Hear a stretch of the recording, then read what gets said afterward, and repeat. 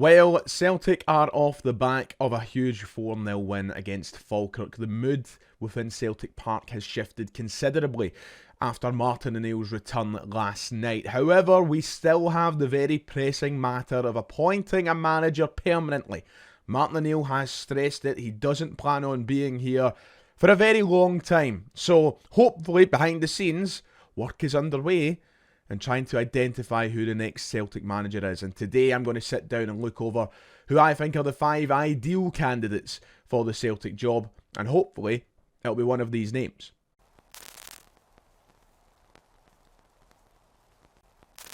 If you haven't already, please make sure to hit like and subscribe. It would be much appreciated. Welcome back to the channel, where we have a lot to talk about today. I'm recording this early in the morning. I'm away all day today. I have a wedding, and I just know for a fact that because I'm busy and because I have such an event as a wedding, that probably means there will be significant developments to do with the Celtic job, and I will miss reporting on that. So apologies if anything is outdated by the time you see this video. Things are changing very, very quickly. However, I want to sit down today and discuss the ideal candidates for the Celtic job and who I want to see come through the doors at Celtic Park to lead this team into what feels like a new generation almost. This feels very significant. This appointment is going to be huge. And I think I've stressed this. I think Celtic needs something fresh. We are going to talk about a certain Aussie man who's been here before in this video, don't get me wrong, but this does genuinely feel like the start of a new era at Celtic. It almost feels like with the return of Brendan Rodgers, we kept ourselves working within this decade, an era that started in 2016 and has now ended in 2025. Whoever comes in next, I feel like, is ushering in a new decade at Celtic and a new beginning at Celtic. So this appointment is pretty important for the club as we chase Hearts at the top of the table, who dropped points last night, and as our rivals from across the city begin a new era with their new manager. I feel that Celtic need to get this right. And I'm not going to lie, there's no many guys out there right now that I think that are realistically available for Celtic that intrigue me, that really have me interested. And I think that's going to be seen in this video, because I'll be perfectly candid with you. Even though this is my top 5 candidates for the Celtic job and the 5 people who I'd be looking at, it doesn't necessarily mean I want all 5. It's really only the top 3 that really interest me. I think there is 3 guys who are realistic candidates for this Celtic job who I really would like at the club. The other 2 are only here to make the video more aesthetically pleasing, with 5 names to talk about, so that the title top 5 sounds better than top 3. I think that Celtic are shopping in a very small market when it comes to known entities. Unless we were to go out and get somebody like an Ange Postecoglou that we've never heard of, I don't think there's many options out there right now, and that will be a bit of a struggle, I think. But if we were to go and get one of those 3, I think we're in good hands. So today, join me. I'm going to go through that list. We're going to start from 5 and make our way through to number 1, and I'm going to tell you why I believe that number 1 should be Celtic manager. So let's do that. Let's start the video very quickly with 2 honourable mentions. I want to talk about both Kjetil Knutsen and Edin Terzic. 2 men who for me would be fantastic appointments, but just seem so unrealistic. That is why I'm keeping them in the honourable mentions category. I'll start with Terzic very, very quickly. As somebody who admires Dortmund from afar, I like Terzic. I think he's a good coach and had a good spell of success at Dortmund, considering the limitations you have behind Bayern Munich. And so, Champions League finalist, Pokal winner, nearly won the league with them. Yeah, I think he's a good coach. However, not a single mention with the Celtic job, and I don't think it's something that the club are actually looking at. But if his name was to appear, he would be in my top 5, let it be known. And secondly, very quickly, Kjetil Knutsen. I'm going to stress this one more time for the people who haven't heard me say it. If there is any world where Kjetil Knutsen is interested in the Celtic job, he should be number 1 target. He would be number 1 on any list for me. However, I just don't think it's realistic for Celtic. I know a lot of people will bring up the contract expiry at the end of the year and how it looks as though he might be leaving Bodo. I just don't think Celtic is the guy's next destination. I think his sights might be set bigger than that. So he would be number 1. And I know there was reports that Celtic have been tracking him for some time. I think he's out of our reach, to be quite honest. However, pick up the phone, give him a bell. Don't ask, you don't get. He would be number 1 on this list, but I'm keeping him on the honourable mentions for now until there's something that suggests he's really considering a job at Celtic. I don't see it. So let's start, shall we? Number 5, and as I said, number 5, not exactly somebody that I'm dying to see at Celtic, but we'll talk about him anyway. Craig Bellamy. That's how we're starting this list, and I have him in my top 5, placed at number 5. Now, I don't really fancy Craig Bellamy as next Celtic manager, but I said this the other night on my live stream and I'll reiterate it now. I think we could do a lot worse, and out of all of the kind of jobs for pals options, he potentially is the best. I think he would be better than Robbie Keane for other reasons, and I think he'd be better certainly than a few of the other old pals acts we could bring together. So Craig Bellamy slips into my list at 5, but not a desirable number 5. He's currently with Wales, of course, and has a chance of qualification for the World Cup. However, there was reports suggested by Keith Jackson that Paul Tisdale fancies him as one of the favourites for the Celtic job. So he is a very real contender, and I do think he might be in the 3 that are being seriously interviewed for the job, alongside 2 of the other names on this list. But he's not somebody who I'm particularly excited about. He would get my backing, but I'm not particularly excited about it. The positives and the negatives of Craig Bellamy. Let's start with the positives. A good brand of football. He has Wales playing nice football after a few stale years. He seems to have brought back a bit of joy to what they're doing at that national setup. And from what I have seen of Wales, they've been an enjoyable watch. And of course, the main thing that we're looking for as the perfect Celtic managerial candidate is somebody who plays a good attacking brand of football. You will notice with everybody on this list, essentially all of them, one of the positives will be a good footballing philosophy. And Craig Bellamy certainly buys into that. However, the negatives far outweigh the positives for me with Bellamy, and that's why he's at the bottom of this list. And I'm actually shocked I've included him in the top 5. I think there is certainly better options as well, but I'm trying to keep in realism as well. Limited knowledge on him. I'm not going to sit here and pretend that I know a whole lot about him. I don't think anybody does. Why? Because he's only managed about 12 games in his managerial career, in his coaching career. So I think that nobody really knows too much about Bellamy, especially when you're an international manager. You're not playing every week, so we're seeing him in sporadic kind of phases just now, and we don't know the whole picture about him. So there's a very limited knowledge on what Craig Bellamy has to offer, and that obviously links into the no club experience, the international scepticism that comes alongside that.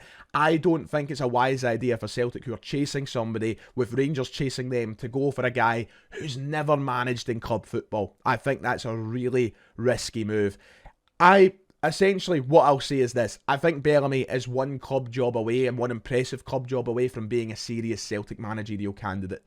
Some people might say give him the chance at Celtic, and I won't belittle you for that. I won't argue your opinion. But I just think that with the no trophies, the no experience at club level, and of course with being a former player, there's too many negatives for me, and I think it could be a recipe for disaster. But as I said, I think we could do a lot worse.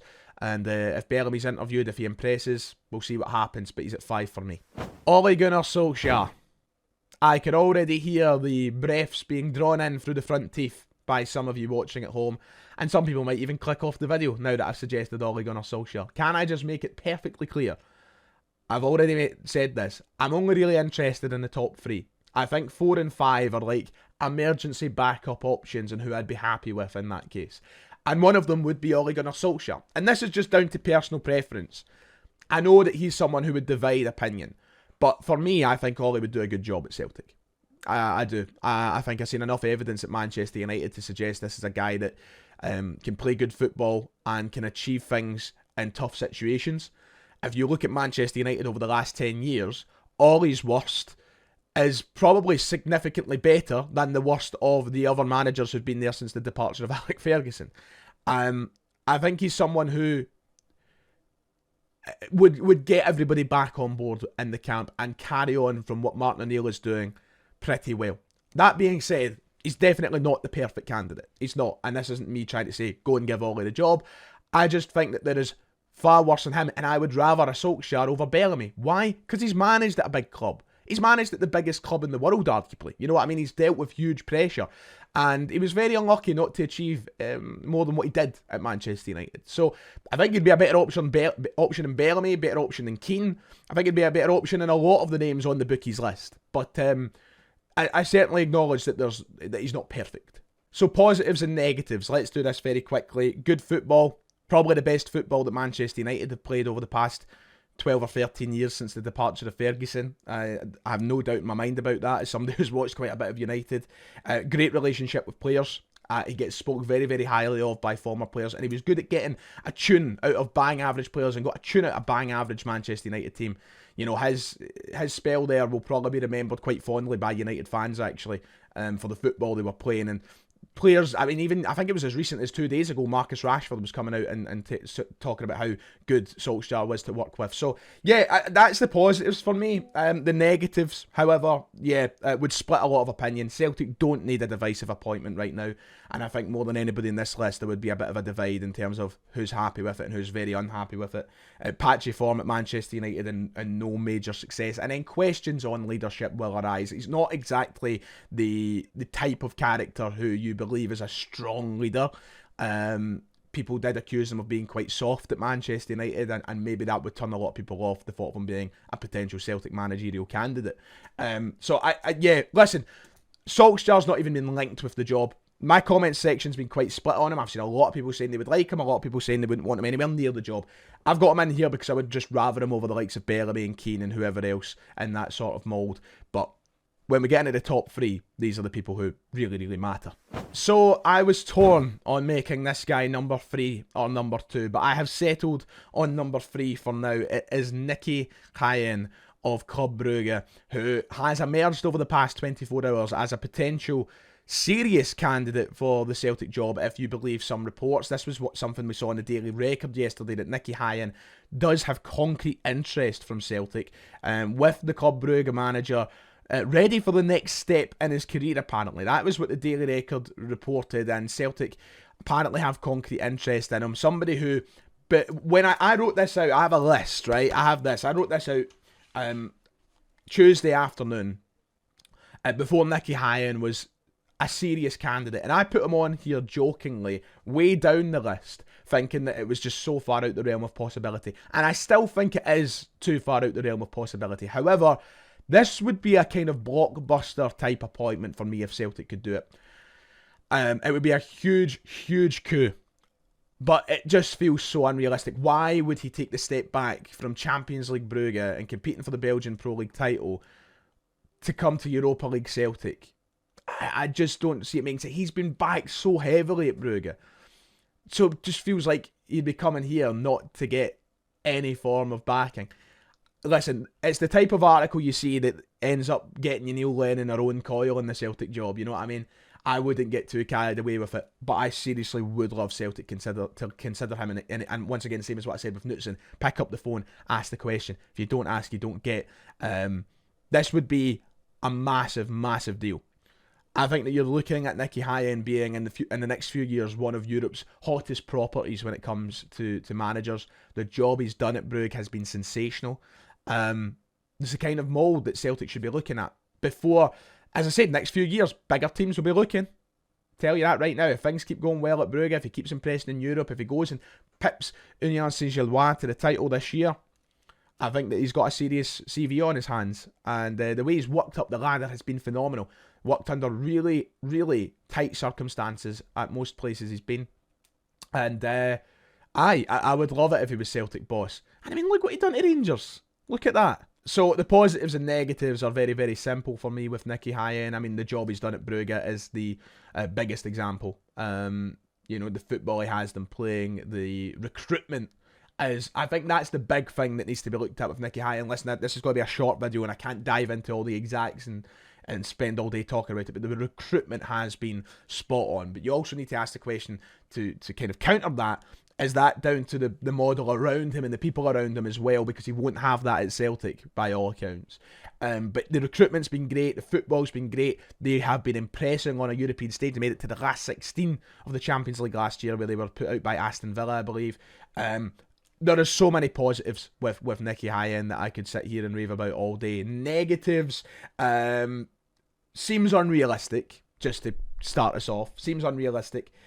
He's not actually been at Brugge all that long. He is coming up to about, I would say, he's roughly at about the 18-month mark right now. So there is always that danger of, is it a flash in the pan? Is it temporary? Will it go downhill anytime soon? Is it too soon to jump to conclusions? And that is a perfectly valid concern to have with these sort of managers who pop up out of nowhere. But by the looks of it, it ain't a flash in the pan. And the only other thing I could say is the comparisons to Philippe Clement. You know, was in Brugge, won titles in Belgium, came over, went terribly, but you've got to remember he was working at Rangers Football Club, who are a mess from head to toe at the minute. So I have very little reservations about Nicky Hyen. One of the things people might be quick to point out is his no experience in the country or in the UK or anything. He actually managed in Wales. That was something I found out a few days ago, that he managed in Wales. It was a job that he had before he went to Brugge. And I was certainly surprised by that, but this would be a huge appointment if they could make it happen. But as I said, I do not see it. He had to come up at some point, and I've kept him at number 2 for now, Ange Postecoglou. Look, listen, I've made my thoughts perfectly clear. I don't necessarily want Ange back.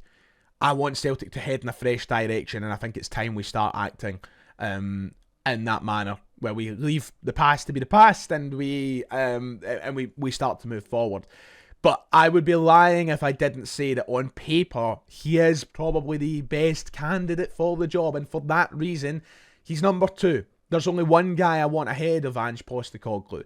Well, maybe 2. Nicky Hyen is arguably above him, but I'm keeping Ange at 2 for now. Listen, I don't need to go into it too much. It's Ange. We know all we need to know about Ange. You know, there's no point in me acting as if we didn't watch what he done here only a few years ago. And he's loved by everybody. As I said, I don't necessarily want Ange, but if he comes back, I will be pounding my chest. I'll be singing Land Down Under. I will be wearing my jumpers. I would welcome him back in a heartbeat, because he's a hero. He's a modern day cult figure at Celtic. You know, a current modern day legend at Celtic. And his football was bloody brilliant. So I would be lying if I didn't, you know, some part of me didn't, you know, love the idea of seeing him back in the dugout. But I've made my thoughts perfectly clear on that whole situation. In terms of negatives, there is very few, but if I were to bring up any, it is all to do with the going back to your ex, etc., etc. And the only other real, no imagination to the appointment, of course, but the only other real one is the poor league form he suffered over the past kind of year of his career. Like, record low finish for Tottenham in terms of the modern day Premier League, a spot above relegation. Nottingham Forest went really, really poorly. I think there's arguments as to how much time he was given and how much of a fault was his and the players not being able to finish their dinner, but it does seem like, you know, Nottingham Forest players have came out and publicly criticised him. I think Morgan Gibbs-White was talking about how he can finally breathe. So there is that past year of his career which has kind of lowered his stock, but we don't care about that, do we? We don't. The only thing I will say is, I don't think Ange will want to come back anyway. I think he'll be looking for a new challenge. I've said this for a long, long time. Ange seems like the kind of guy who wants to keep driving forward, and fair play to him, he should keep driving forward. There's bigger and better jobs for him out there if teams are willing to take the gamble. So yeah, Ange, he's at number 2 for me. He's not quite number 1 though. It has to be Kieran McKenna for me. It has to be. If you've been watching me long enough, not only these last 2 or 3 days, if you've been watching me long enough, you will know that I've been saying, when Rodgers leaves, I ideally want Kieran McKenna if it's possible. I didn't think it ever would be possible, because I thought by the time that Rodgers left the club, McKenna's stock would have been so high that he's probably dealing with another Premier League team. However, we find ourselves in this unique situation where if we're willing to pay the £5 million compensation fee, I think there's a good chance we could get Kieran McKenna. I feel like he's done everything he can at Ipswich. And people will point to, they're 12th in the table right now. Yeah, but they could be in the playoff positions very, very soon. And it's a 46-game season. Promotion is still very achievable for him and his squad, especially because of how good a coach he is. The point I'm trying to make, though, is this is the guy for me. It is. And like any other man on this list, or every other candidate that's linked to the Celtic job, there is risks. There is gambles. But in football, you have to take risks. And I know that not everybody is sold on Kieran McKenna, but these are the gambles you have to take, I'm afraid, if you want to be a big football club and you want to operate like a big football club. Some things work, some things don't. But I'm so full of belief that Kieran McKenna would work. And he's been the guy that I want here for a long, long time, to be quite honest with you. I'm very impressed with the way he conducts himself, the way he did through the Premier League season last year despite relegation. Very impressed by the way his teams play football.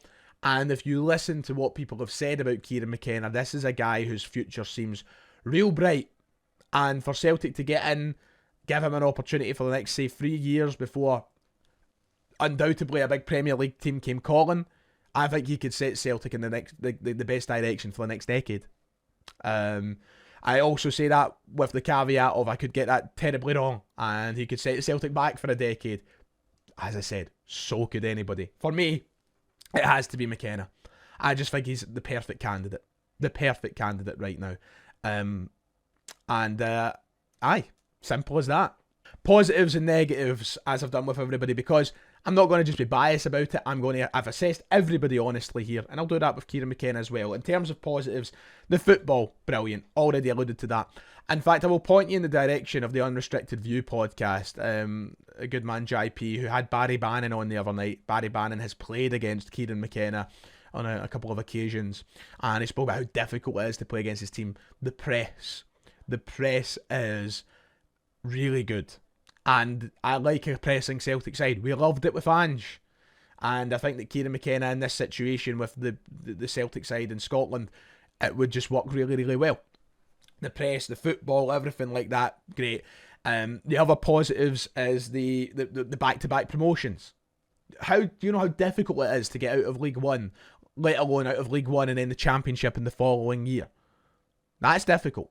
No matter what your budget is, no matter what your squad is, that's hard. These are, I belittle English football at any possibility. But the EFL is where football still lives in England. That's where the heart and the soul is in football in England at this moment in time. The Premier League soulless, the EFL is where the real football is. And League One and the Championship are two of the most, doesn't matter about quality of football being played, because I've been at a League One game. I was at one very recently, down in Charlton. And the standard was mince. But it doesn't mean that the competition isn't there. Because the standard in Scotland is also mince. But the competition in League One and the Championship is crazy. It's two of the toughest 46-game season, playing Wednesday weekend every week. And he managed to get back-to-back promotions into the Premier League. And he looked bright at times in the Prem. It fell away as the season went on. It started well, they looked promising. And it's always going to be difficult heading up to the Prem nowadays when you're so behind everybody in terms of preparation and budget and what else. The promotions, brilliant. And the write-up he gets as a coach. His time, before he even got the Ipswich job, I heard a lot of good things about Kieran McKenna. He worked with Ollie Solskjaer and a few others at Manchester United. And the write-up that he got was great. He was talked about as being one of the next great managers. And in terms of coaching, he's apparently one of the best coaches that players have worked with. I think there's so many positives about the guy, and that's why I want him. And that's why I've wanted him since basically he left United. Because I heard, and when I had the proof that he'd done well, unless he'd done really poorly, I wouldn't have been bothered. But I knew that he was going to do good things from the write-up that he had. So, yeah, Kieran McKenna. Negatives, top flight experience. It's not there. Had 1 year in the Premier League, relegated. Difficult circumstances, but there isn't a lot of top flight experience. That's big pressure. And I tie that into the fact he's not worked at a big pressure club. I'm not saying that Ipswich aren't a team with a big support and pressure on them. It ain't Celtic. It ain't Celtic. It ain't Ange working at Celtic. It ain't Ange working at Spurs. It ain't Solskjaer working at United. It ain't Nicky Hyen competing for league titles in a very competitive Belgian scene. He doesn't have that top flight trophy challenging experience that others bring to the table. So that is obviously a big reservation. And he's only 39, so he is very inexperienced compared to some others. But in that time, he's managed so many games of football and has a great record. So there is positives, there is negatives, but he's the one for me. And I hope Celtic are making serious offers. Obviously, the big glaring negative is the £5 million compensation fee. Are Celtic actually going to be willing to pay that? Probably not. But if we want to act seriously, we need to. Right. There you have it. I have got half an hour to edit this video. I need to go. Let me know who you want to be the next Celtic manager. And keep in mind, this is just my opinion. I'm not choosing the manager. I hate when people act like these sorts of videos is me actually picking. I'm not picking. This is just who I want. Alright, take care. I'll see you next time.